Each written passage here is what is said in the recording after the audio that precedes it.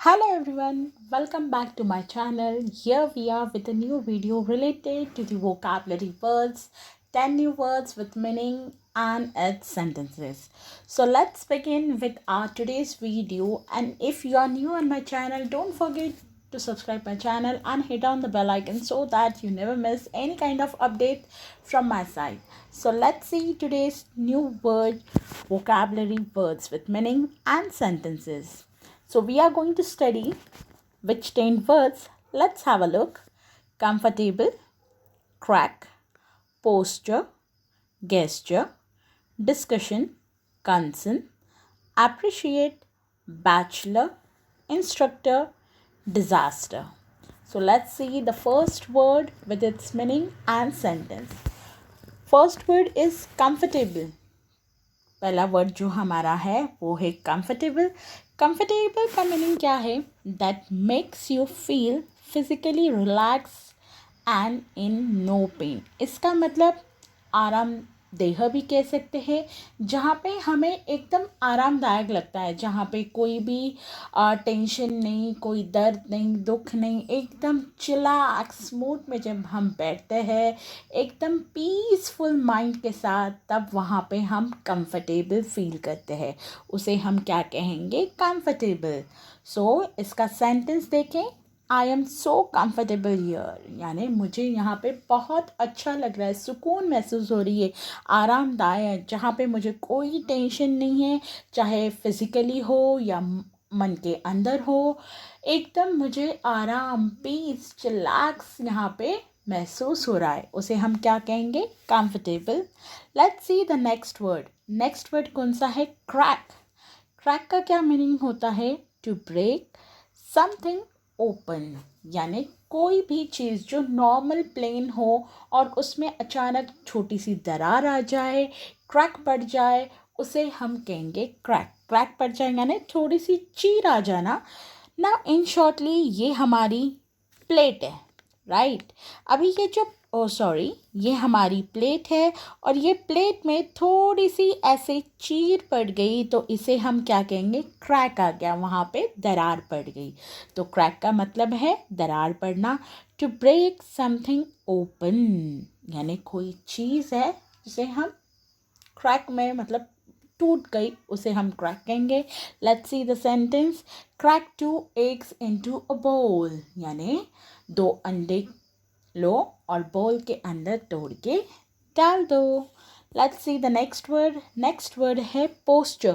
Posture का क्या मतलब होता है? The way that a person sit, stand, walk etcetera, यानी जिस तरीके से हम बैठते हैं. बहुत बार ऐसे होता है जब हम बहुत टाइम बैठते हैं पढ़ाई के लिए या किसी और भी चीज़ के लिए, कोई काम करने के लिए, हम अक्सर हमारी जो पीठ है उसे हमें 90 डिग्री एंगल में रखना चाहिए, पर हमारी जो बैक है हम ऐसे हमेशा टेढ़े करके बैठते हैं और उससे क्या होता है? हमारी जो बैक है यानी पीठ है उसमें थोड़ी सी मोच आ जाती है और दर्द होता है. तो पोस्चर का मतलब क्या होता है? जिस तरह आप आपकी बॉडी का पोस्चर जब बैठते हो, खड़े रहते वक्त भी टेढ़े मेढ़े खड़े रहते हो, तो उस चीज़ को हम क्या बोलेंगे? Posture. Let's see the sentence. Poor posture can lead to back ache, यानी अगर आप अच्छी तरह से नहीं बैठोगे तो आपकी पीठ में दर्द हो जाएगा या दर्द काफ़ी बढ़ जाएगा. तो पोस्चर यानी जिस तरह से टेढ़े मेढ़े खड़े होना, टेढ़ी मेढ़ी तरीके से बैठना, उसे हम पोस्चर कहेंगे. Now let's see the next word. Next word है गेस्चर. गेस्चर और पोस्चर दोनों में अलग मीनिंग है. तो गेस्चर का क्या मीनिंग है? बट ये रिलेटेबल है. गेस्चर का मीनिंग है a movement of the hands, head etcetera. जब भी हमें किसी को बेस्ट विशेस देने हैं तो हम क्या करते हैं? थम्स अप कर देते हैं. या कोई, अभी हम जब छोटे थे तो मेजॉरिटी टाइम ऐसे होते थे, 2 फिंगर्स दिखा के हम क्या कहते थे कि हमारी और तुम्हारी बत्ती हो गई, और एक छोटी सी फिंगर दिखा के क्या कहते थे? कट्टी, अभी मैं तुमसे बात नहीं करूँगा. या तो हम उसे पिंकी प्रॉमिस वगैरह भी करते हैं, यानी जो उंगलियों से हम, जो हेड से, अगर किसी से हमें बात भी नहीं करनी है तो सिर्फ जब हम गर्दन हिलाते हैं हाँ के लिए, ना के लिए, तो उसे हम गेस्चर में डालेंगे. Okay, now let's see the sentence. I saw the boy make a rude gesture at the policeman before running off. यानी मैंने एक लड़की को देखा जो वहाँ से भागने से पहले पुलिस वाला जो था उसे गलत तरीके से गेस्चर, यानी उसने रॉन्ग तरीके से गेस्चर, मतलब हो सकता है गलत तरीके से फिंगर दिखाया हो या हेड हिलाया हो, तो उसे हम कहेंगे gesture. Let's see the next word. Next word कौन सा है? वो है डिस्कशन. डिस्कशन यानी इन शॉर्टली हम हिंदी में कहेंगे चर्चा करना, यानी किसी चीज़ पे ज़्यादा बैठ के डिस्कस करना, बातें करना, बहस करना, उसी बात में सीरियस होके कुछ डिस्कस करते रहना. बहुत बार हमारे फैमिली में भी छोटी छोटी चीज़ों को, जब भी कोई बात पे अमल होना होता है, तो पहले हमारे जो फैमिली मेम्बर्स हैं वो क्या करते हैं, बैठ के उस बात पे चर्चा करते हैं कि ये बात होनी चाहिए या नहीं होनी चाहिए. तो कोई डिसीजन से पहले बहुत टाइम ऐसे होता है कि डिस्कशन होता है, तो उसे डिस्कशन कहेंगे. Let's see the meaning in English. The process of talking about something seriously और डीपली, यानी कोई भी डिसीजन लेने से पहले हम जब डीप में बैठ के चर्चा करते हैं, उस बारे में बातचीत करते हैं, उसे कहते हैं डिस्कशन.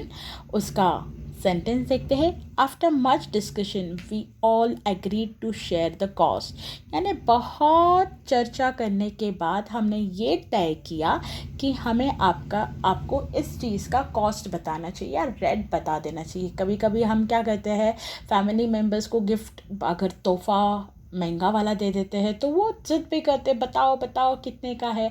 तो हम नहीं, फिर सोच समझ के बाद में डिस्कस करके चर्चा करने के बाद बताते हैं. तो चर्चा किसी भी इवेंट के लिए भी करते हैं, खुशी के टाइम पे या दुख के टाइम पे, यानी कोई डिसीजन लेने से पहले जब वो सीरियस वाला डिस्कशन होता है, सीरियस वाली चर्चा जो होती है, उसे हम कहेंगे discussion. Let's see the next word. Next word हमारा क्या है? नेक्स्ट वर्ड हमारा है concern.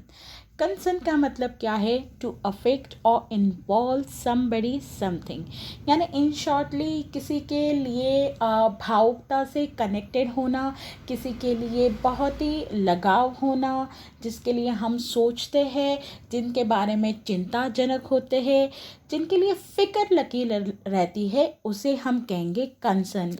Are you really concern? क्या तुम्हें सच में इस बारे में कोई दिलचस्पी है या चिंताजनक कोई तुम्हें लग रहा है? किसी के लिए हम क्या होता है, दिल से जब कनेक्टेड रहते हैं ना, तो उनके बारे में कंसर्न रहते हैं कि वो ठीक है नहीं है. यानी इन शॉर्टली जब दिल से एक दूसरे से कनेक्टेड हो तो हमें एक दूसरे के प्रति लगाव हो जाता है, तो उस चीज़ को हम क्या कहेंगे? Concern. Okay, now let's see the next word. Next word है अप्रिशिएट, और ये वर्ड हमारी लाइफ में बहुत ही ज़्यादा इम्पॉर्टेंट होता है. जब हमें कोई चीज़ के लिए अप्रिशिएट करता है ना, तो हमें मोटिवेशन मिलता है उससे, फिर हम और से और बेहतर करने की कोशिश करते हैं. पर जब भी कोई अप्रिशिएशन नहीं देता है ना, तो हम लूज़ फील करते हैं. तो हमारे लाइफ में भी ऐसे होता है, मोटिवेट करने के लिए कोई अगर भले छोटी क्यों ना हो, एक पर्सन भी अगर वो अप्रिसिएशन का मिल जाता है ना, कोई तारीफ़ कर दे, तो वो तारीफ़ से क्या होता है, हमें कॉन्फिडेंस आता है और हम चीज़ों को और बेहतर करते हैं. तो अप्रिशिएट करना यानी किसी की तारीफ़, खुल के तारीफ़ करना, यानी जो भी उसने किया है, छोटा काम हो बड़ा काम हो, कोई भी काम हो, जो उसने किया है उसकी तरफ हमें क्या करना है, उसकी तारीफ़ करनी है कि वाह कितने अच्छी तरीके से, कितने खूबसूरती तरीके से. उसी तरह आप मेरा भी अप्रिशिएशन कर सकते हो, चैनल को सब्सक्राइब करके और वीडियो को लाइक करके. तो लाइक करना मत भूलिएगा, तो मुझे भी थोड़ा अप्रिशिएशन महसूस होगा कि वाओ कि आपको वीडियो पसंद आई है. So let's see the meaning. To understand the value of somebody, जब हम किसी की वैल्यू समझते हैं कि वो कितना अच्छी तरह से मेहनत कर रहा है, कर रही है, जो भी है, तो हम उस वैल्यू को, उसे जब हम बढ़ावा देते हैं, उसकी तारीफ़ करते हैं. तारीफ़ करना यानी अप्रिशिएट करना. Let's see the sentence. My boss does not appreciate मी, यानी मेरा जो बॉस है, जो हेड है, मैं जब भी जो भी काम करती हूँ वो मुझे अप्रिसिएट कभी भी नहीं करते हैं. सो let's see the next word. The next word is bachelor. Bachelor का क्या मतलब है? A man who has not yet married. हम सिर्फ मैन यानी जेंट्स की बात कर रहे हैं, ना कि वुमेन की बात कर रहे हैं. जो आदमी ने अब तक शादी नहीं की है, चाहे उसकी उम्र 40, 45, 50, 55 या 60 भी क्यों ना हो गई हो, जब तक उसने शादी नहीं की है तब तक उसे हम बैचलर ही कहेंगे, जिसकी अभी तक शादी नहीं हुई है. और यहाँ पे हम वुमेन की बात नहीं कर रहे, मैन यानी जेंट्स की बात कर रहे हैं. He is still bachelor. वो अभी तक बैचलर है, उसने अभी तक शादी नहीं की है.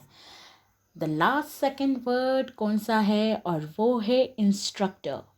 इंस्ट्रक्टर का मीनिंग देखते हैं. A person whose job is to teach a practical skill. यानी जो हमें इन शॉर्टली गाइड करता है कोई भी चीज़ के लिए रिलेटेड हो, चाहे आप टीचिंग फील्ड के भी. देखो, आपके जो टीचर्स भी होते हैं वो आपको लाइफ में अच्छी पाथ पे चलने के लिए गाइड करते हैं, मोटिवेट करते हैं, आपको कुछ सिखाते हैं. जो सिखाते हैं, चाहे वो फिज़िकली के लिए आपके स्पोर्ट टीचर्स हो, म्यूज़िक टीचर हो, कोई भी हो, चाहे हमारे माँ बाप भी क्यों ना हो, वो हमारे लाइफ में एक इंस्ट्रक्टर की तरह है जो हमें अपने लाइफ का गोल सिखाते हैं कि हमें क्या करना चाहिए, क्या नहीं करना चाहिए. तो हम उसे इंस्ट्रक्टर कहेंगे. Let's see the sentence.